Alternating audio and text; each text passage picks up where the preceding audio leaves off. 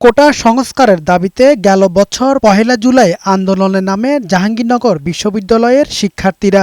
দাবি আদায়ে বিক্ষোভ মিছিল ও সমাবেশ ছাড়াও ঢাকা-আরিচা মহাসড়ক অবরোধ করে কর্মসূচি পালন করেন তারা। আন্দোলন দমাতে ১৫ জুলাই সন্ধ্যায় বঙ্গবন্ধু হলের সামনে আন্দোলনরত শিক্ষার্থীদের উপর হামলা চালায় ছাত্রলীগ। ওই দিন রাতের আঁধারে উপাচার্যের ভবনের ভেতরে আন্দোলনকারীদের উপর বর্বরচিত হামলা করা হয়। এছাড়া টিয়ার সেল ও কাঁদানো গ্যাস নিক্ষেপ করে পুলিশ। ছাত্রলীগের হামলার পর উত্তাল হয়ে ওঠে পুরো ক্যাম্পাস।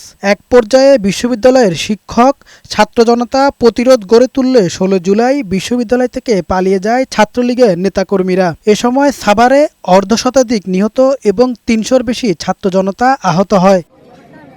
আজও সেই বিভীষিকাময় দিনগুলোর কথা ভুলতে পারেনি শিক্ষার্থীরা। গণহত্যার সাথে জড়িতদের বিচার এবং প্রাপ্য রাষ্ট্রীয় সুযোগ সুবিধা না পাওয়ায় ক্ষোভ প্রকাশ করেন তারা। অনেক নেতাকর্মী তারা কিন্তু এখনো যে বুক ফুলে আমাদের সামনে দিয়ে হেঁটে বেড়াচ্ছে, কিন্তু প্রশাসন তাদের ব্যাপারে খুবই নির্বিকার। ফ্যাসিবাদী কাঠামোটা গড়ে উঠেছে, এই কাঠামোটা যাতে পুরোপুরি বিলোপ হয়। হামলাকারীরা এখন পর্যন্ত প্রকাশ্যে ঘুরে বেড়াচ্ছে, আমাদেরকে হুমকি দমকি দিয়ে যাচ্ছে। তবে পুলিশ বলছে ছাত্র জনতার উপর হামলার সাথে জড়িতদের বিচার নিশ্চিতে কাজ করছেন তারা।